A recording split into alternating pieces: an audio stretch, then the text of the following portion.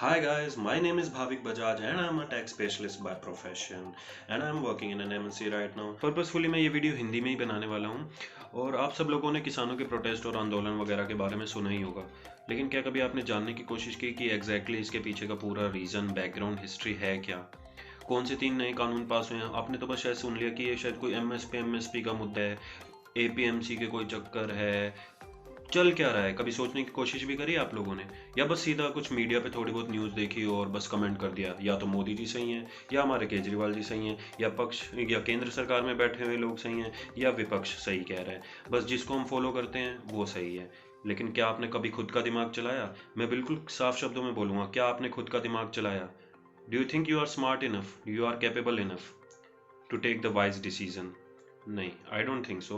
Because मैंने जितने भी लोगों से इस बारे में बात करी, आप मानेंगे नहीं, 100 में से 90 भी नहीं, 95 भी नहीं, 100 में से 100 लोग मुझे ऐसे मिले जिन्होंने उन कानून के बारे में पता ही नहीं है कि क्या कानून पास हुआ है, कृषि कानून क्या लिखा है इन 3 नए बिलों में। लेकिन हम रेशनल नहीं बनेंगे, हम स्मार्ट नहीं बनेंगे, हम अपना ओपिनियन तो रख ही नहीं सकते। क्यों? क्योंकि हम बेवकूफ़ हो चुके हैं। मैं साफ शब्दों में कहूँगा, भले ही मेरी बात आपको बुरी लगे, लेकिन मैं बिल्कुल साफ कहूँगा कि हम स्मार्ट बनना ही नहीं चाहते। या स्मार्ट बनने का मतलब मेरी बाहरी अपीयरेंस या मेरी लुक से नहीं है या आपकी खुद की लुक से नहीं है, यहाँ पे आपकी बात खुद की समझदारी से। Then you can be wise and smart only, जब आपके पास खुद का ओपिनियन और आपकी खुद की नॉलेज हो। क्योंकि a wise person is that person who listens to everyone but chooses the best one.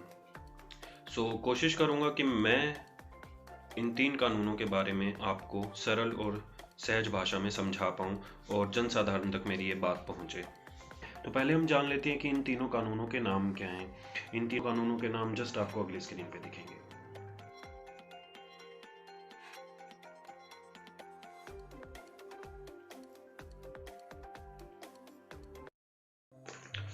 सो इन पिछले 3 बिलों का जो आपने अभी नाम पढ़ा, इनके बारे में मैं काफ़ी दिनों से रिसर्च कर रहा हूँ। कई लोगों से मैंने डिस्कशन की जो इस मुद्दे पर, इन चीज़ों पर जानकारी रखते हैं, उन लोगों पर नहीं जो सिर्फ फालतू कमेंट करते हैं।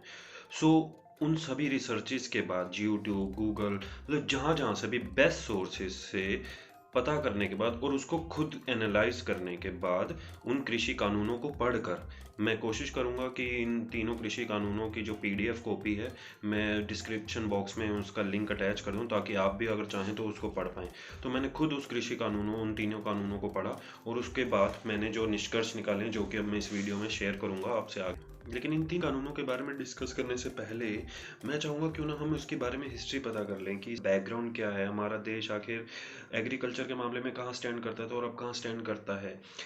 दरअसल बात यह है कि हमारा देश इस समय सेकंड लार्जेस्ट फूड प्रोड्यूसर है पूरे वर्ल्ड का, और फिर भी हमारा किसान बहुत गरीब है। इसका कारण क्यों है? क्योंकि जितना भी हमारे किसान की जनसंख्या है पूरे देश की, उसमें से 60 से 70% किसान एक छोटा किसान है। छोटे किसान को खेत सींचने के लिए न पानी मिलता था, न बिजली मिलती थी। वो हमारा बेचारा गरीब किसान अपना खून पसीना लगाकर वो खेतों में जो पैदा भी करता था, उसे बेचने में भी उसकी हालत खराब हो जाती थी। इस छोटे किसान की सुध लेने वाला कोई नहीं था। और आज मैं देशवासियों को फिर याद दिलाना चाहता हूं, देश में इन किसानों की संख्या छोटी नहीं है। जिनके साथ यह अन्याय किया गया है ना, ये संख्या 80% से ज्यादा किसान इस देश में हैं, करीब करीब 10 करोड़ से भी ज्यादा। छोटे किसान का मतलब ये है कि उसके पास बार्गेनिंग की पावर नहीं है, उसके पास लैंड कम है, उसके पास ट्रांसपोर्ट के कॉस्ट बियर करने के लिए साधन नहीं है। और ऐसा है क्यों? इसका सबसे मुख्य कारण क्या है? इसका सबसे मुख्य कारण ये है कि किसान प्राइस मेकर नहीं, प्राइस टेकर है। Mark my words, he is not a price maker, he is a price taker. यानी कि वो अपनी जो उसकी उपज है, जिसका वो व्यापार करता है, उसका खुद ही सही दाम नहीं लगा पाता है। कारण बहुत छोटा सा है, बहुत सिंपल सा कॉन्सेप्ट है कि कैसे कहें कि जो किसानों को इनपुट मिलते हैं, लाइक उसके लिए बीज हो गए, कीटनाशक हो गए, फर्टिलाइज़र हो गए, पेस्टिसाइड, जो भी इसको चीज़ें चाहिए होती हैं खेती के लिए आवश्यक सामान, वो उसको महंगे रिटेल दामों पर मिलता है, और जब वह बेचने जाता है तो वो उसकी सही लागत को जानता ही नहीं है। आखिर वो कैसे एनालिसिस करे कि मेरा कितना कॉस्ट लगी है और कितना मैंने प्रोडक्शन में मेहनत लगाई है, कितनी कॉस्टिंग लगाई है हार्वेस्ट करने के लिए, और उसका मैं सही रेट कैसे तय करूँ। अभी मैं इसके बारे में डिटेल एनालिसिस बताऊंगा कि ये सब होता कैसे है, और फिर गवर्नमेंट ने इसको लेके क्या एक्शंस लिए कि इसका क्या बारे में, इसकी ट्रेड का क्या किया जाए। हुआ क्या कि 1947 में ज़मींदारी प्रथा ख़त्म हो गई थी। ज़मींदारी प्रथा के कारण किसानों को बहुत ही दिक्कत आ रही थी। अब मैं ये हिस्ट्री की बात बता रहा हूँ एक्चुअली आपको कि एक्चुअली ऐसा हो क्या रहा था किसानों के साथ। तो जब ज़मींदारी प्रथा ख़त्म हुई 1947 में, तो जो किसान थे वो बड़ी सी लैंड के जब छोटे छोटे टुकड़े बट गए उसके मालिक बन गए। लेकिन फ़ायदा क्या आखिरकार? किसानों को वो ज़मीनें तो मिली हैं, पर उनके पास अभी भी खेती करने के लिए पैसा नहीं है। उस छोटे से लैंड के हिस्से पे अब खेती करने के लिए भी उनके पास बार्गेनिंग पावर नहीं है। अब उसके बदले में वो क्या करते थे कि वो भारी भरकम एक लोन ले लेते थे, जिसकी ब्याज रेट की दर भी काफ़ी ज़्यादा होती थी, और उसको चुकाते चुकाते किसान की उम्र निकल जाती थी। ये सब हिस्ट्री की बात है, आप आसानी से रिसर्च करेंगे तो आपको भी इसके बारे में पता चल जाएगा। और हालांकि अब भी हो रहा है। अब होता क्या था कि ये सब हो क्यों रहा था? क्योंकि उस समय कोई रेगुलेशन या कोई एक्ट या कानून ही नहीं था जो किसानों की इस प्राइस मेकिंग के डिसीजन में उसकी हेल्प कर पाए। ये सब जो भी हो रहा था अनरेगुलेटेड एनवायरनमेंट में हो रहा था, कोई कानून ही नहीं है कि कैसे किसान की मदद की जाए। तो 1960 में जब हरित क्रांति यानी कि ग्रीन रेवोल्यूशन, जो कि जिसके बारे में हमने स्कूल में भी पढ़ा है, वो उसके दौरान एपीएमसी का कॉन्सेप्ट निकल के आया। APMC is agriculture produce marketing committee, इसकी फुल फॉर्म है जिसको हम सरल भाषा में मंडी भी कह सकते हैं। अब एपीएमसी में क्या होता है? एपीएमसी में कहा गया कि हर स्टेट की एक एपीएमसी होगी, जैसे कि मंडी। सो उसमें क्या होगा कि किसानों से उनको कहा गया कि वो किसानों से अपना डायरेक्ट सारा का सारा सामान या उनकी हार्वेस्ट को प्रोक्योर करेंगे। उसके अलावा उनको कहीं भी जाने की ज़रूरत नहीं है। लीगली वो किसान से कोई और डायरेक्टली परचेज कर ही नहीं सकता। ठीक है, तो ये एग्जिस्टिंग एपीएमसी लॉज के अकॉर्डिंग है। अब और वहाँ पर उनसे खरीदेगा कौन एपीएमसी में? वहाँ होंगे ट्रेडर्स, और ट्रेडर्स एक लाइसेंस ट्रेडर होता है जिसके पास लाइसेंस होगा ट्रेडिंग का, वहाँ पे उस चीज़ एग्रीकल्चर की इस ट्रेडिंग के लिए वो ही एपीएमसी में एक रजिस्टर्ड ट्रेडर बन सकता था। लेकिन किसानों के लिए अब भी एक मुश्किल समस्या बनी हुई है। 2 पॉइंट्स हैं इसमें। सबसे पहले ट्रेडर्स की कैसे समस्या हुई किसान के साथ कि अब उनको तो लगा कि किसानों को तो लगा कि यार अब हमारे लिए एपीएमसी आ गया है और गवर्नमेंट ने हमारे लिए कुछ निकाला है, और ट्रेडर्स हमारे लिए एक अच्छे दाम पर ही सामान खरीदेंगे। लेकिन ट्रेडर्स वहाँ पे क्या कर रहे थे? क्योंकि होना तो टिपिकली ये चाहिए था कि अलग अलग ट्रेडर्स हैं और अलग अलग दाम होने चाहिए थे उनके सजेस्ट किए हुए। लाइक कोई सपोज कह रहा है कि आलू का दाम आज का मैं 22 रुपये पे मैं खरीदूंगा तुमसे किसानों से, कोई कह रहा है कि मैं 24 पे खरीदूंगा, कोई कहेगा 25 पे खरीद सकता हूँ, ताकि ट्रेडर फिर आगे मुनाफे में उसको बेच पाए। जिसकी ज़्यादा क्षमता होगी भैया वो ज़्यादा रेट पे भी खरीद पाएगा, ज़्यादा सामान भी खरीद पाएगा। लेकिन क्या किया उन ट्रेडर्स ने? सब ने मिलकर अपनी एक यूनियन बना ली। उन्होंने एक दिन का एक रेट खुद ही डिसाइड कर लिया। सभी ट्रेडर्स ने कहा यार क्या है कि भैंसबाजी करनी है यार, क्यों इस फालतू पचड़े में पड़ना, हमें किसानों से क्या मतलब। उन्होंने सोचा कि सीधा आज का एक रेट डिसाइड करते हैं। सपोज एक दिन का मतलब एक रेट डिसाइड करते हैं। आज का दिन ना 24 ना 25, भैया हम सब ने मिलकर डिसाइड कर लिया 23। अब किसान आया, उसको बेचना है भैया 25 पे, वो बेच ही नहीं सकता क्योंकि कोई उसको दूसरा ट्रेडर उस रेट पे खरीद ही नहीं रहा। एक ट्रेडर के पास वो ऑफर लेके गया कि भैया 25 का खरीदोगे, भाई सब ट्रेडर तो मिलकर बैठेंगे भैया आज का रेट तो 23 है तो हम 23 पर ही खरीदेंगे। तो इससे भी किसान को थोड़ा नुकसान होने लगा। अब उसके बाद क्या कहते हैं, दूसरी समस्या एपीएमसी के रिगार्डिंग क्या है, यहाँ पर नेशनल फार्मर्स कमेटी जो हमारे इंडिया की है वो ये सजेस्ट करती है कि इंडिया में हर 5 स्क्वायर किलोमीटर पर एक मंडी होनी चाहिए। पर आप ज़रा रिसर्च करके देखिए हमारे इंडिया में कितनी मंडी है। केरल में एपीएमसी नहीं है, मंडियां नहीं है। मेघालय जैसा स्टेट 11,615 स्क्वायर किलोमीटर पर सिर्फ एक मंडी है, और ऐसे ही कई स्टेट्स में आपको उदाहरण मिल जाएंगे। इसलिए एक स्टेट के किसान का दूसरे स्टेट के किसान के मंडी का एक्सपीरियंस अलग अलग भी हो सकता है। जब देखिए 11,600 किलोमीटर के लिए सिर्फ एक मंडी, तो किसान कैसे बेचेगा? अब आगे इसमें आ रहा है कि ये जो नए कानून आए हैं इनमें एक देश एक मंडी का कॉन्सेप्ट आ रहा है। भैया कैसे क्या करें अभी से एक देश एक मंडी का, जब कहीं 60-70% किसान जो छोटा किसान है वो अपने ही स्टेट की मंडी में ढंग से सामान नहीं बेच पा रहा, तो वो बाहर के जाकर क्या कैसे सामान बेचेगा। हालांकि इसकी लिंकेज अभी आगे मैं इसको भी डिटेल में समझाऊंगा, क्योंकि ये लॉ से रिगार्डिंग चीज़ है, क्योंकि इसको मैं इसको प्रॉपर डिटेल में बताऊंगा। हालांकि एक बात उठी रही है तो मैंने सोचा कि मैं इसको भी थोड़ा सा शॉर्ट में बता पाऊँ। देखिए कॉन्सेप्ट अच्छा है कि किसान को एक लीवरेज दी जा रही है। अब गवर्नमेंट में यहाँ ये नहीं कहूँगा कि गवर्नमेंट का प्रयास गलत है कि वो सिर्फ किसानों के मतलब खिलाफ ही खड़ी हो सोच रही है या उनका हित नहीं चाहती है।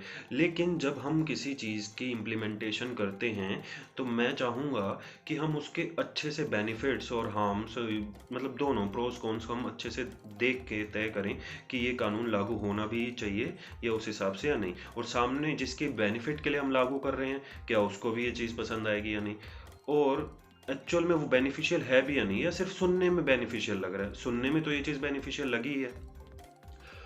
अब जब मैं कह रहा हूँ कि ये अलग अलग मंडी तक पहुँचाने के लिए वो ट्रेड कैसे करेगा, और कई किसान तो बेचारे ऐसे हैं उनको तो अपनी स्टेट की मंडी तक ही पहुँचाने की ट्रांसपोर्टेशन कॉस्ट नहीं मिल पाती। तो इसके चक्कर में हो क्या रहा है, इलीगल तरीके से किसानों को ना चाहते हुए भी ट्रेडर्स की बजाय डायरेक्ट सामान कहीं और बेचना पड़ता है, या तो डायरेक्ट कस्टमर्स तक पहुंच रहा है, या डायरेक्ट कोई ना कोई होलसेलर है जो सामान सीधा खरीद लेता है और फिर आगे उसको कस्टमर्स को रिटेल दामों पर बेच रहा है, और इसकी वजह से कोई भी प्राइस डिसीजन नहीं आ रहा है। ठीक है, तो अभी हम ना पहले इन्हीं 3 कानूनों से ही रिगार्डिंग अभी बात करते हैं, जो अभी जैसे मैं बता रहा था एक देश एक मंडी के कॉन्सेप्ट का और ये सब चीज़ें। तो ये सब चीज़ों की अब लिंकेज लाते हैं यार। फाइनली आप भी सोचे होंगे काफ़ी लंबी वीडियो खींच गई है, तो मेन बातों पे कब आऊँगा। तो ये जो पहले जो मैं उस बारे में बात करना चाहूँगा, जो अपना एग्रीमेंट ऑन प्राइस एश्योरेंस वाला बिल है ना, इसमें एक नई चीज़ आई है कॉन्ट्रैक्ट फार्मिंग। कॉन्ट्रैक्ट फार्मिंग का चीज़ों में क्या है अपना इस कानून में कि एक किसान एक बड़ी ऑर्गेनाइजेशन या कंपनी से एक लीगल एग्रीमेंट कर सकता है। लीगल एग्रीमेंट किस बेस पे करेगा? फॉर एग्जांपल लेज है, पार्ले है, या कोई भी बड़ी अपनी एफएमसीजी कंपनी है जिसको अपने प्रोडक्ट्स के लिए एक स्पेसिफाइड तरीके के उपज चाहिए। फॉर एग्जांपल लेज को पोटैटो चिप्स बनाने हैं, ठीक है, या मैकडोनल्ड्स को बर्गर बनाने हैं तो उसके लिए उसे टोमेटो चाहिए, लेज को पोटैटो चाहिए। इन सब चीज़ों के लिए किसानों से उन्होंने एग्रीमेंट किया। अब ये एग्रीमेंट एक फिक्स प्राइस पे होता है, फिक्स प्राइस पे होगा सपोज, और उसकी एग्रीमेंट के ड्राफ्ट किस तरीके का होगा, एक मैं एक जस्ट सैंपल या एक उदाहरण से समझाना चाह रहा हूँ आपको। क्योंकि अब लेज जैसी कंपनियां, पार्ले जैसी कंपनियां, पेप्सिको जैसी कंपनी को जब कॉन्ट्रैक्ट करना होता है तो वो किसी एक छोटे किसान से तो करेगी नहीं, सबसे पहली चीज़।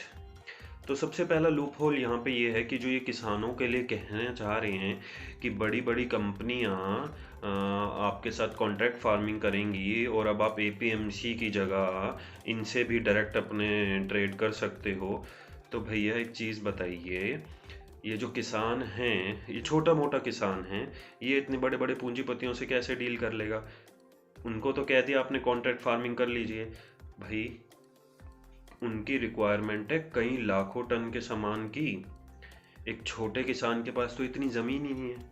या तो कोई बड़ा किसान हो कि हाँ भाई जिसके कई किले कई बीघे की बहुत ज़मीन पड़ी हो, लेकिन हमारे देश में हर किसान एक बड़ा किसान नहीं है। जैसा कि मैंने बताया 60 से 70% छोटे किसान ही हैं, ठीक है। तो अब कॉन्ट्रैक्ट फार्मिंग पे मैं पहले से और थोड़ा और डिटेल में बता दूं। कॉन्ट्रैक्ट फार्मिंग में एक प्राइस डिसाइड हो जाता है। सपोज कि हमने डिसाइड कर लिया और कि हमें एक स्पेसिफाइड साइज़ का आलू चाहिए। लाइक मैं अगर एक कंपनी हूँ कि मुझे एक स्पेसिफाइड साइज़ के आलू चाहिए और मुझे हर साल इतने लाख टन आलू चाहिए ही चाहिए अपनी चिप्स बनाने के लिए, या इतने लाख टन टमाटर चाहिए मुझे अपने बर्गर्स में लगवाने के लिए ही, ठीक है। तो उसके एक स्पेसिफाइड साइज़ चाहिए होगा, उसका एक स्पेसिफाइड तरीका चाहिए होगा और उसका एक प्राइस डिसाइड किया जाएगा। अब किसानों को ये डर है कि यार हमारे पास तो कॉन्ट्रैक्ट डील करने की इतनी नॉलेज है नहीं, अब क्या है यार, इतनी बड़ी कंपनियां हैं, ऑब्वियस सी बात है यार, ये तो उनके पास लीगल टीम होती है, लीगल एक्सपर्ट होते हैं, कॉस्ट एनालिसिस के लिए चीज़ें होती हैं, वो अपने ड्राफ्ट्स बनवा सकते हैं, वो अपनी चीज़ें कर सकते हैं, और वो अपने कॉस्ट का भी एनालिसिस कर सकते हैं। लेकिन जो शुरू से हिस्ट्री से मैं प्रॉब्लम निकालता आ रहा हूँ, जो मैंने निकाला एक पॉइंट, कि प्राइस जो डिसाइड करेगी कंपनी और जो प्राइस डिसाइड करेगा फार्मर, वो इस कॉन्ट्रैक्ट में कैसे एक साझा उसका बिठाया जाएगा, क्योंकि किसान नहीं डिसाइड कर सकता ना ये चीज़। अब इस चीज़ की हेल्प कौन करेगा उनके लिए? और अगर मान लो किसानों का डर अब इसमें जायज़ भी तो है यार, ये किसानों का डर आप खुद सोचिए, जब किसानों को इतनी नॉलेज इस चीज़ के बारे में है ही नहीं, तो उनको ऑब्वियसली डर लगेगा इतने बड़े बड़े पूंजीपतियों से और इतनी बड़ी बड़ी कंपनियों से लड़ने इनके लिए, कि अगर हम इनसे कॉन्ट्रैक्ट कर लें तो वो हम किस बेस पे करें। क्योंकि उनको खुद ये भी डर है कि अगर उन्होंने ये जो कॉन्ट्रैक्ट ड्राफ्ट करवा लिया, ये हमारे हित में हुआ या नहीं हुआ, हमें कोई पॉइंट समझ आया नहीं आया, हमारी ज़मीनें हड़प ली गई तो। लेकिन हालांकि उनका डर सही भी है, लेकिन एक डर की जो ज़मीन हड़पने का है वो सही नहीं है। देखिए मैं एक स्क्रीनशॉट दिखा रहा हूँ आपको।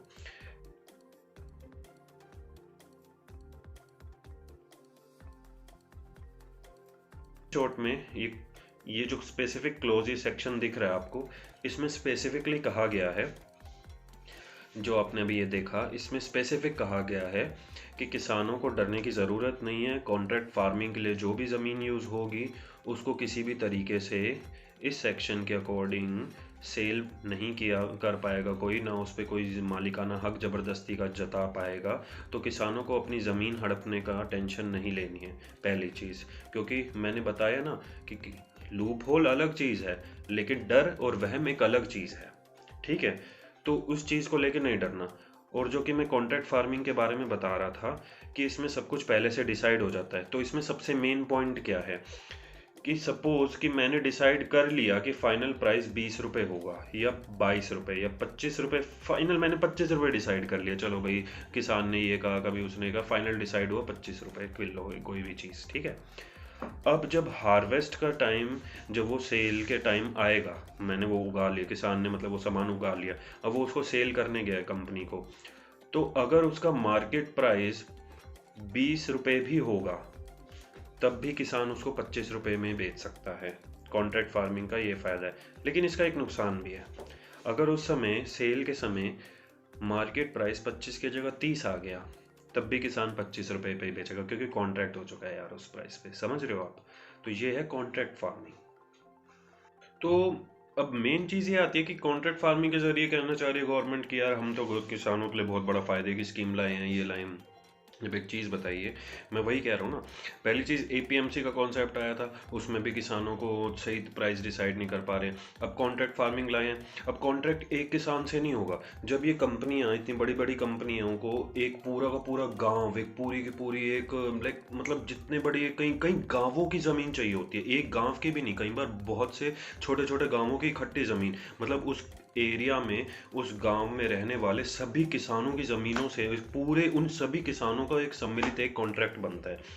अब यार एक बंदे से ही कॉन्ट्रैक्ट करने में, मतलब दो पार्टीज के बीच में ही कॉन्ट्रैक्ट करने में काफ़ी हैजल क्रिएट हो जाता है। हम जानते हैं कि कितने बड़ी प्रॉब्लम्स, मतलब कितना एक लाइक कम्बरसम सा प्रोसीजर हो जाता है। अब इतने सारे लोगों से कॉन्ट्रैक्ट करने के लिए हम लीगली ड्राफ्ट कर लेंगे, सपोज कि उस ड्राफ्ट में अब किसान को, किसी एक किसान को भी प्रॉब्लम होती है, या दो को भी, या तीन को भी, या एक साइड के कई गांवों में से किसी एक दो वर्ग को प्रॉब्लम होती है किसानों को, वो कैसे डील करेंगे यार? अभी मैं ये भी इसके बारे में भी बताऊंगा कि अगर इन कॉन्ट्रैक्ट्स के बाद दोनों पार्टियों के बीच में कोई विवाद होता है तो उनका निपटारा कैसे किया जाएगा, उसमें भी एक बहुत बड़ी प्रॉब्लम आई है यार इसमें। तो कहने का मतलब ये है कि गवर्नमेंट ने सोचा तो बेनिफिट के लिए, लेकिन यार ये कैसा बेनिफिट है जिस बेनिफिट का कोई बेनिफिट ही नहीं है। हंसी आ रही है, मतलब मुझे भी ये, मतलब बेनिफिट का बेनिफिट ही नहीं है, सॉरी मैंने क्या बोल दिया। बट हाँ, देखिए कि इस चीज़ से यार क्या बेनिफिट होएगा यार, किस तरीके से बेनिफिट, या तो आप अपने जो इसके पीछे की लॉ मेकर को सामने आना चाहिए, या केंद्र सरकार में एग्रीकल्चर मिनिस्टर को या हमारे मोदी जी ने आके खुल के बताना चाहिए कि इस सेक्शन के पीछे या इन चीज़ों के पीछे कैसे बेनिफिट करेगा किसान, और या ये जो किसान है, छोटा किसान को इससे कैसे बेनिफिट होगा, है ना? और ऑब्वियसली यार किसान इतना पढ़ा लिखा नहीं है, हर किसान इतना पढ़ा लिखा नहीं है, हर कोई इतना पढ़ा लिखा नहीं है यार। मेरे दोस्त हैं, मेरे कलीग्स हैं, मेरे आसपास के लोग हैं, उन्होंने ये कानून नहीं पढ़े हैं। तो जिन्हों के लिए कानून बन रहा है, जो विरोध कर रहे हैं, जिनको जिनको थोड़ा थोड़ा समझ आया है और जिनको नहीं भी आया है, उनका डर तो जायज़ है ना यार, कि हम अब उन किससे कैसे ट्रेड करेंगे, हमारा क्या बेनिफिट आएगा। अब अगली चीज़ आती है, अब बात ये आती है जब किसान सोच रहे हैं कि यार हम कैसे ट्रेड करेंगे। अब ऐसा भी नहीं है कि ऐसे कॉन्ट्रैक्ट्स पहले नहीं होते थे, एग्जिस्टिंगली भी ये कॉन्ट्रैक्ट होते आए हैं और होते रहे हैं, क्योंकि पेप्सी को और ऐसी लेज और पार्ले ऐसी बड़ी एफएमसीजी कंपनी को अब तब भी तो कॉन्ट्रैक्ट कर ही रही थी। लेकिन इसके रिगार्डिंग कोई एक प्रॉपर कानून नहीं था, जो कि अब एक प्रॉपर एक कानून के वे में आया कॉन्ट्रैक्ट फार्मिंग के रिगार्डिंग, ये प्रोविज़न जो इस एक्ट के बारे में बात कर रहा हूँ उसमें। अब चीज़ ये है कि गवर्नमेंट को ये सब क्यों लग रहा था कि ये सब की इंट्रोड्यूस करने की ज़रूरत थी। हालांकि जो मैं अभी बोल रहा था कि लोग मेरे सामने नहीं आए, लेकिन कुछ चीज़ें जो मेरे को रिसर्च के बाद पता चली कि उन्होंने भी देखा कि जो एपीएमसीज में, मंडीज़ में आड़तियों की और ये अपने ट्रेडर्स वगैरह की भी एक यूनियन बन गई थी। और अगर वहाँ पे कोई भी कॉन्ट्रैक्ट रजिस्टर होता था, अगर ये वाले इस तरीके से पहले लाइक ये जो एग्जिस्टिंग कॉन्ट्रैक्ट्स मैंने बताए हैं, तो इसकी एक फ़ीस लगती थी, इसका एक टैक्स लगता था।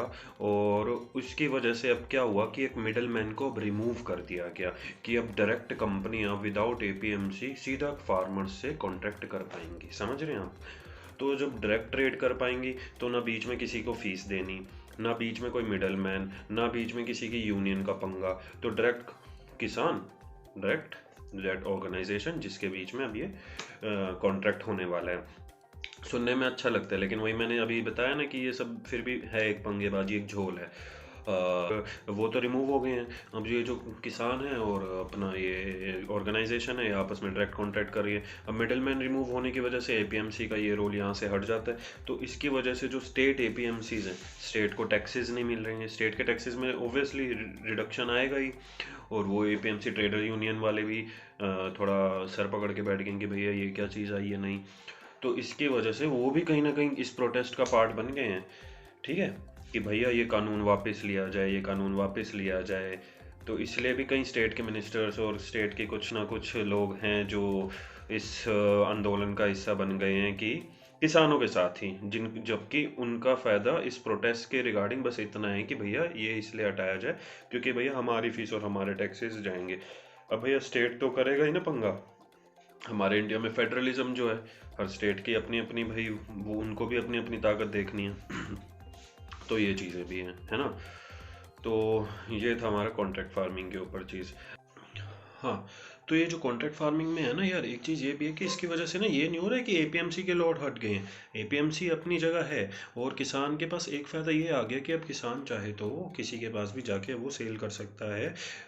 खुद मोदी जी ने भी कल अपने भाषण में यही बोला कि अब किसान कहीं भी जाकर खुले हिसाब से अपने प्राइजेस पर किसी को भी अपना ये सामान बेच सकता है। ठीक है, लेकिन अब दिक्कत ये आती है कि किसानों की यार प्रोडक्शन की जी कैसे इम्प्रूव की जाए, इसके बारे में कोई भी नहीं सोच रहा। प्लस ये जो अपना क्या कहते हैं, कॉन्ट्रैक्ट की वजह से अगर अभी कोई हमें रिड्रेसल चाहिए किसान को, लाइक कोई प्रॉब्लम हो गई, कोई विवाद हो गया, सामने वाली पार्टी ने अपने का कॉन्ट्रैक्ट के जो शर्तों का उल्लंघन किया या नियमों का उल्लंघन किया, तो उसकी हमें कैसे उसका मतलब बेनिफिट, अब उसका रिड्रेसल कैसे मिले, उसका हम शिकायत कैसे करें। तो इन्होंने प्रावधान ये दिया है कानून में कि सब डिविजनल मजिस्ट्रेट के पास जाके कंप्लेंट की जा सकती है, लेकिन ग्राउंड रियलिटी कुछ और है। हालांकि अभी मैंने कुछ मीडिया में केसेस देखे जहां पर सब डिविजनल मजिस्ट्रेट के पास कंप्लेंट लिखवाई, लेकिन कोई भी कॉन्ट्रैक्ट ढंग से ड्राफ्ट था ही नहीं। कॉन्ट्रैक्ट ड्राफ्ट होने के बाद उसका रिड्रेसल प्रॉपर नहीं है। अब किसान क्या कहते हैं, सब डिविजनल मजिस्ट्रेट के पास जाएगा, उसके पास वो जो कानून है वो पहले से ही उसने कॉन्ट्रैक्ट के ऐसे टर्म्स हो सकती हैं कि भैया वो उसके हित में हो ही ना।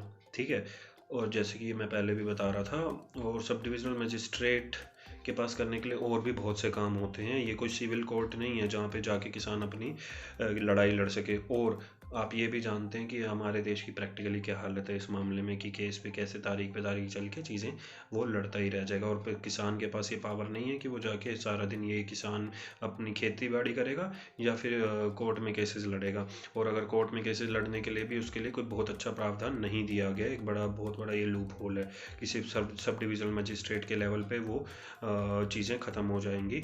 और क्या कहते हैं कि उसको सिविल कोर्ट में ये पावर वो वेस्ट नहीं करते हैं कि वो वहाँ जा पे अपना ये किसान अपना केस लड़ सके। ठीक है, तो अब किसानों को प्राइस का एश्योरेंस देने की जो ये बात कर रहे हैं, तो प्राइस एश्योरेंस कैसे कि एमएसपी कहते हैं। भैया एमएसपी क्या है? अब एमएसपी का मुद्दा आप बड़ा सुन रहे हैं। एमएसपी है मिनिमम सपोर्ट प्राइस। ठीक है, इसमें क्या है कि किसानों के लिए दाल चावल खाद्य तेल ऐसी कुछ 20 या 23 कुछ आइटम्स हैं जिन पे अपना एमएसपी डिक्लेयर करती है सरकार। ठीक है, अब एमएसपी डिक्लेयर करने का मतलब है कि इन चीज़ों पे इतने प्राइस पर वो आइटम सरकार उससे खरीद सकती है, पर खरीदेगी या नहीं इसका आश्वासन नहीं देती है सरकार। ठीक है, और यही मुद्दा है इस प्रोटेस्ट का सबसे बड़ा। ठीक है, एमएसपी को लेकर कोई कानून नहीं है और एमएसपी को लेकर कोई भी एग्जैक्ट इसमें इन तीनों कानूनों में तो बात ही नहीं है। ठीक है, इसीलिए किसानों को डर है कि ये जो हमारे लिए कॉन्ट्रैक्ट फार्मिंग ला रहे हैं या ये मंडी में को हटाने की कोशिश शायद करी जा सकती है और हमारा ट्रेड बढ़ाया जा सकता है, ताकि सरकार अपना पीछा हटा कर सामने से इन बड़े पूंजीपतियों इन बड़ी कंपनियों को ले आए जिससे हम ट्रेड कर सकें। और ज़रूरी नहीं है कि फिर ये कंपनियां हमारे साथ हमें एमएसपी के दामों पर ये चीज़ें हमसे खरीदें। अब एमएसपी का मतलब ये नहीं है कि ये प्राइस डिसाइड कर दिया तो एमएसपी पे चीज़ खरीदी भी जाए। देखिए, अब एमएसपी के बारे में अब आपको पता तो चल गया कि एमएसपी पे एक सरकार डिक्लेरेशन दे देती है कुछ आइटम्स पे, लेकिन इसका मतलब ये नहीं है कि उन 20-30 आइटम में से जो आइटम्स पे एमएसपी डिक्लेयर हुआ है, मतलब इन 20-30 आइटम पे उन सबको प्रोक्योर भी किया जाएगा। पंजाब हरियाणा में तो प्रोक्योरमेंट हो रही है, लेकिन बाकी सभी स्टेट्स में अच्छे से प्रोक्योरमेंट नहीं हो रही है, सरकार उन चीज़ों को ले भी नहीं रही है। और जहाँ पे कहा भी जा रहा है लेने के लिए, ग्राउंड लेवल रियलिटी को अगर आप जाके खंगालेंगे और देखेंगे तो पता चलता है कि वे सरकारी वेयर हाउसेज में लेने के लिए वो बैठे ही नहीं हैं। बैठे हैं तो सिर्फ इसलिए बैठे हैं कि कहने के लिए कि भैया बोरे ख़त्म हो गए हैं, अभी हमारे पास लेने के लिए गोडाउन नहीं है, वेयर हाउस में रखने की जगह नहीं है, तो वो प्रोक्योर करते ही नहीं हैं। तो इस वजह से उसको ना चाहते हुए भी किसान को अपने सामान को एमएसपी वाले आइटम्स को भी ना चाहते हुए मंडी में जाकर बेचना पड़ता है।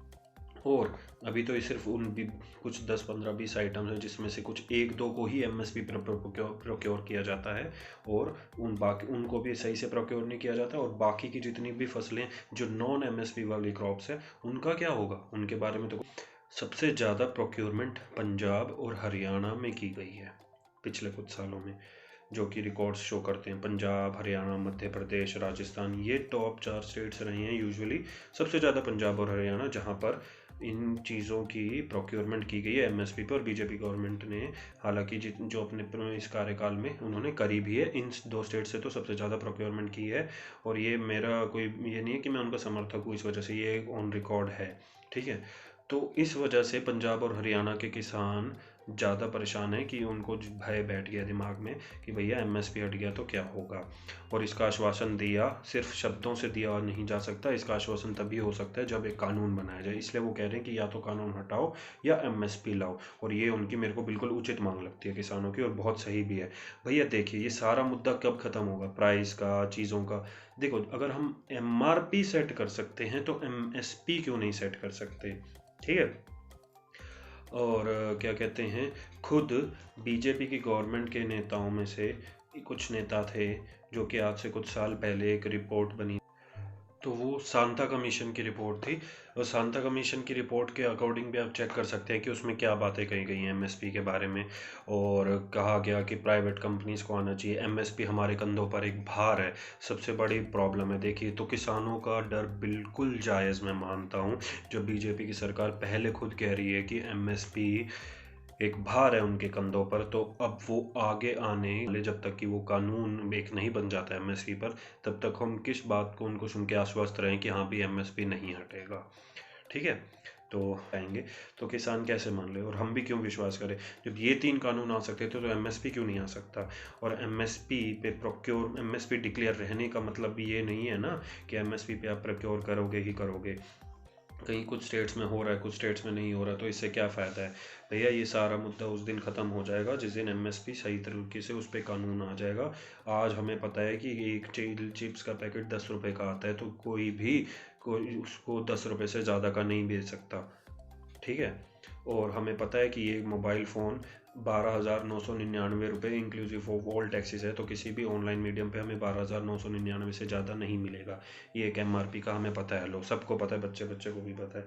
तो ऐसे ही मिनिमम सपोर्ट प्राइस प्रॉपरली क्यों नहीं डिक्लेयर कर दिया जाता, मैं ये पूछता हूँ।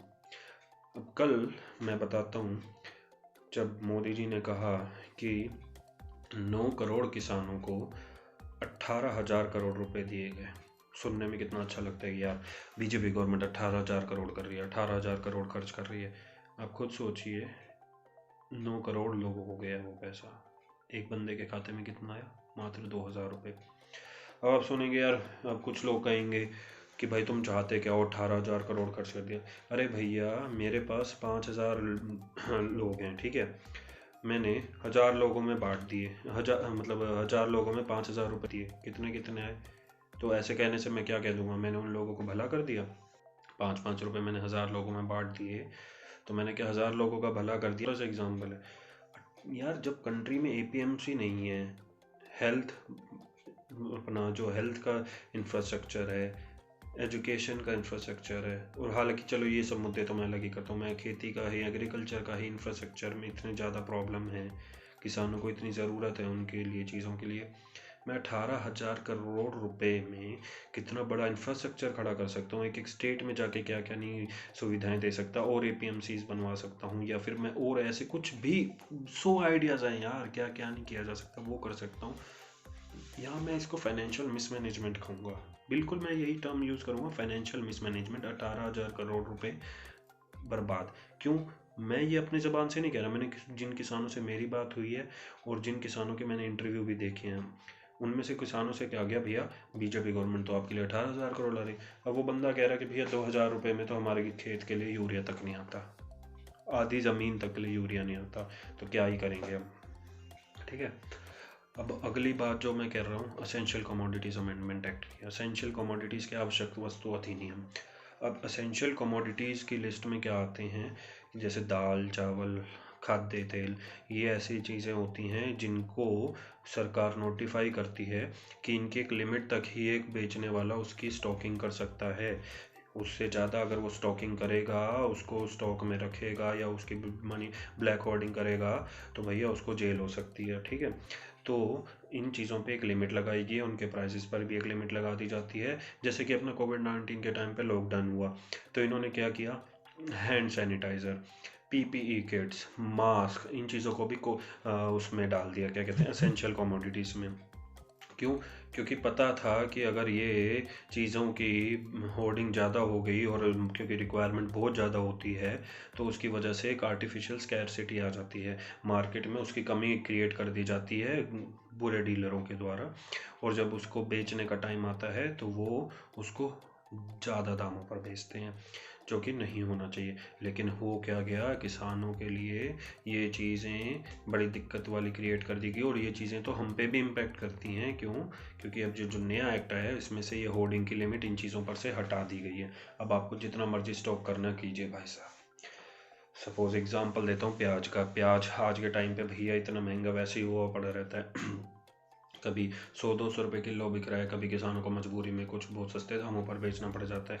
क्यों, क्या है, अब इसकी होर्डिंग की लिमिट ही हटा देगा। अब किसान ने उगा लिया भाई कहीं का टन, अब कई टन होलसेलर ने इकट्ठा कर लिया, अब जब उसकी कमी महसूस होगी, आप लोग मांगने जाएंगे, तो खाने के लिए क्या मिलेगा प्याज के नाम पे, भैया निकालेंगे ना जब, तो जेब हल्की होगी तब पता चलेगा। तो ये कानून तो भैया मुझे समझ नहीं आया, क्या सोच के पास किया, यहाँ तो लॉ मेकर की इंटेंशन मुझे बिल्कुल नहीं समझ आई, मेरे सर के ऊपर से चली गई। भैया कोई आपको समझ आए तो आप ही कमेंट सेक्शन में लिख के समझा दो कि भैया ये होर्डिंग की लिमिट क्यों हटा दी गई है, कि भैया हॉर्टिकल्चर के आइटम पे अगर 100% का इंक्रीज़ हो गया तब, या फिर सामान्य खाद्य पदार्थों पर 50% से ज़्यादा प्राइस बढ़ गया, फिर ये लिमिट दोबारा लगा दी जाएगी, वरना कोई लिमिट नहीं है, करते रहो भैया जितनी कालाबाजारी करनी है। ठीक है, अब ये सब चीज़ें बड़ी अजीबोगरीब हो गई हैं।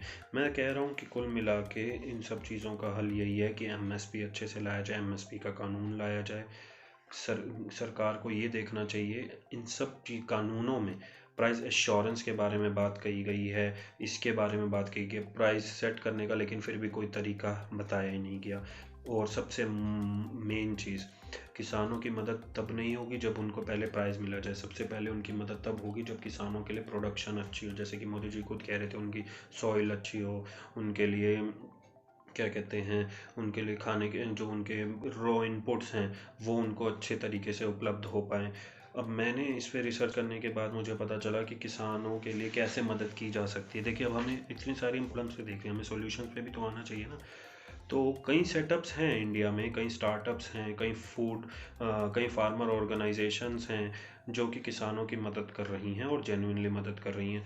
वो किसानों के लिए कैसे कुछ ना कुछ मोबाइल ऐप्स बना रही हैं, कुछ ऐसे इंस्ट्रूमेंट्स बना रही हैं। उन मोबाइल ऐप से क्या हो रहा है, किसान को सबसे पहले अपनी खेती के लिए उस ज़मीन के बारे में, उसकी क्या बोलते हैं, उस इंस्ट्रूमेंट के द्वारा ये पता चल रहा है कि उसकी ज़मीन में कितनी नमी है, कितने पानी की आवश्यकता है। इसकी वजह से कई कई हज़ारों लीटर पानी की बचत होती है। और आपको पता है पानी भी एक आवश्यक रिसोर्स है जिसकी हमें बचत करनी चाहिए, तो वो उसकी सिंचाई में वो बचता है। प्लस उसको मौसम की भी खबर मिलती रहती है कि आने वाला मौसम कैसा है, उसके यहाँ पे पेस्ट का अटैक तो नहीं होगा। ऐसे ऐसे ऐप्स हैं। प्लस उसके साथ किसानों को वो कंपनियां, वो जो सेटअप हैं, किसानों को अच्छे सस्ते दामों पर इनपुट दिलवा कर खुद उनको शिक्षित कर रही हैं और उनको खेती के बारे में जागरूक करके उनको बता रही हैं कि आगे वो कैसे वो सामान को बेच सकती हैं, उनसे सही से कांटेक्ट करके।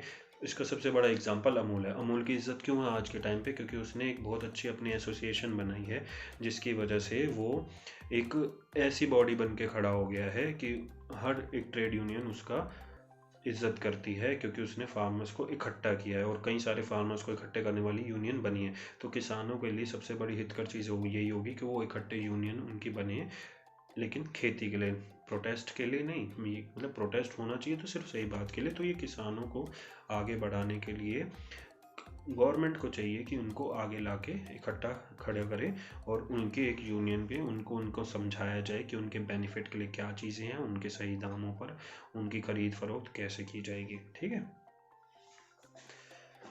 अब जो कि बात आती है कि यार अब विपक्ष इसका विरोध क्यों कर रहा है। यार विपक्ष का तो देखो सिंपल सी चीज़ है, विपक्ष को क्या चाहिए।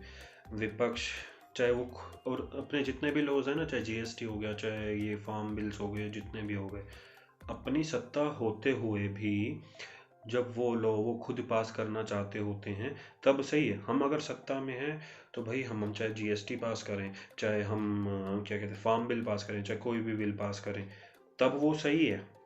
लेकिन अगर हम सत्ता में नहीं है तो भैया हर बच्चा जानता है वो चीज़ गलत ही है, क्योंकि सामने वाली पार्टी जो करे वो गलत है। ये एक सिंपल सा रूल है पॉलिटिक्स का।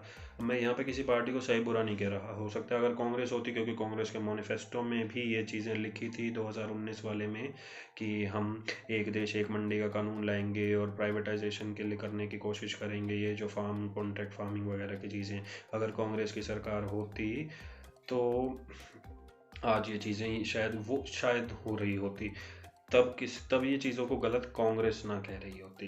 ठीक है, और ऐसे ही आपने भी शायद 2016 का मुझे पता चला था कुछ रिसर्च के दौरान, उन्होंने खुद केजरीवाल जी ने ट्वीट किया था कि भाई हम प्राइवेटाइजेशन करना चाहेंगे, इन चीज़ों में प्राइवेट कंपनियों को और आगे लाना चाहेंगे। तो आज वो उन्हीं चीज़ों का विरोध कर रहे हैं और बिलों को फाड़ रहे हैं। देखिए, आप विपक्ष में हैं। देखिए, हालांकि पॉलिसी ये अपना पॉलिटिक्स में चलती ही रहती है कि भैया जो विपक्ष वाले हैं वो केंद्र सरकार का हमेशा विरोध करेंगे, लेकिन मेरे को नहीं, मैं इस बारे में नहीं कहना चाहता। मेरे को बस अच्छी चीज़ ये लग रही है इस टाइम पे कि एटलीस्ट किसानों के मुद्दे उठकर सामने आए हैं, किसानों की सुनने के लिए विचारधाराएं सामने अब आ रही हैं, चाहे पॉलिटिक्स के ज़रिए ही आ रही हैं, पर ठीक है, किसानों का जो मुद्दा है, रिक्वायरमेंट है, वो सामने उठ के आई है। और अब किसानों के लिए देखते हैं कि 29 दिसंबर को जो अब डिसाइड हुआ है कि मोदी जी और किसानों के लीडर्स वगैरह आपस में कुछ डिसाइड करने वाले हैं, उनके बीच में क्या वार्तालाप होती है, किसानों की जो मांगे हैं वो पूरी होती हैं या नहीं, ये तीनों कानून वापस होंगे, इन 3 कानूनों में किसानों की रिक्वायरमेंट के अकॉर्डिंग अमेंडमेंट आएगा या नहीं। और एक मेरी भी रिक्वायरमेंट है कि भाई एसेंशियल कमोडिटीज़ वाला जो है इस एक्ट को तो यार पता नहीं क्या ही है, इसकी होर्डिंग वगैरह की लिमिट्स वगैरह जो हटाई हैं ये तो वापस ही किया जाए। मैं भी चाहता हूँ, ये मेरा ओपिनियन है।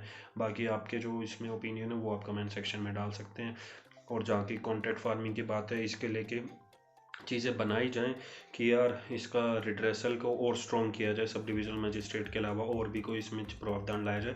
और जो कॉन्ट्रैक्ट फार्मिंग के बारे में कुछ मैंने प्रैक्टिकल केसेस भी देखे कि कॉन्ट्रैक्ट जो बनाया है वो ढंग से, उस पर मैंने कुछ खुद देखे केसेस कि उस पर कॉन्ट्रैक्ट में ढंग से उसको कोई स्टैम्प करने वाला नहीं है, उसका कोई ऑथराइज्ड ऑफिसर नहीं है और उसका सब डिविजनल मजिस्ट्रेट ने सही से रजिस्ट्रेशन नहीं दिया। ठीक है। और जो एक देश एक मंडी का कानून है, भैया आपकी खुद की स्टेट को भी अलाउ कीजिए कि भैया ये APMCs के अलावा अगर वो बेचना चाह रही हैं कहीं और स्टेट में जाके, तो वो स्टेट वाले कैसे उनको अलाउ करेंगे, स्टेट वाले अलाउ नहीं कर रहे हैं। तो ये बड़ी प्रॉब्लम से इकट्ठी हुई पड़ी हैं। तो कानून आपने बनाया, फार्मर्स के हित में बनाना चाहा, इंटेंशन भले ही अच्छी थी, लेकिन इसमें अभी भी बहुत सी कमी है। तो इनको सुधारने के लिए मैं केंद्र सरकार से ये कहना चाहूँगा कि प्लीज़ इन कानूनों में संशोधन की तो बहुत आवश्यकता है। लेना ना लेना ये अभी देखते हैं कि डिसाइड हो पाएगा या नहीं वापस लेने का, लेकिन संशोधन की बहुत ज़्यादा ज़रूरत है।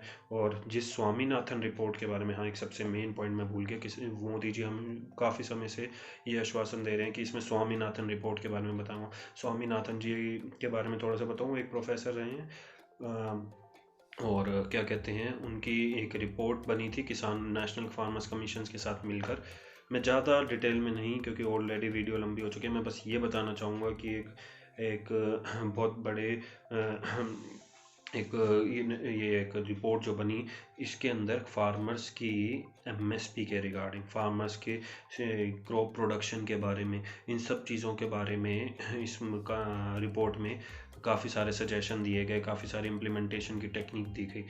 मतलब शॉर्ट में बता रहा हूँ, बहुत शॉर्ट में, कि प्रोडक्शन के रिगार्डिंग, किसानों के रिगार्डिंग बहुत अच्छी तरीके से उस रिपोर्ट का एनालिसिस मैंने खुद देखा था। लेकिन यहाँ पे प्रोडक्शन की बात नहीं हो रही है। इन तीनों कानूनों में किसानों के प्रोडक्शन के हेल्प के बारे में कोई भी बात नहीं हो रही है। तो मैं ये चाहूँगा कि इस समय ऐसे लॉज आएँ और ऐसे स्टार्टअप हों, ये जो इंफ्रास्ट्रक्चर है अच्छा बनाए, और इतने हज़ारों करोड़ रुपए इस तरीके से बांट देने का कोई हल नहीं बनता जिसके हिस्से से एक एक किसान के पास मात्र कुछ, वो होता है ना ऊँट के मुंह में जूरा देने वाली बात, वो चीज़ें नहीं होनी चाहिए। उस हज़ारों करोड़ों का एक अच्छा इंफ्रास्ट्रक्चर, एक अच्छा सिस्टम किसानों को एजुकेट करने में, किसानों के लिए इंफ्रास्ट्रक्चर क्रिएट करने में यूटिलाइज़ किया जाए, ताकि किसानों को बेनिफिट मिल सके। बाकी अगर कुछ मुझसे रह गया होगा तो मैं अगली वीडियो में उसको डालने की कोशिश करूँगा, आप अपने कमेंट्स में बता सकते हैं। मैं कुछ इस पर FAQs की वीडियो बनाने की कोशिश करूँगा।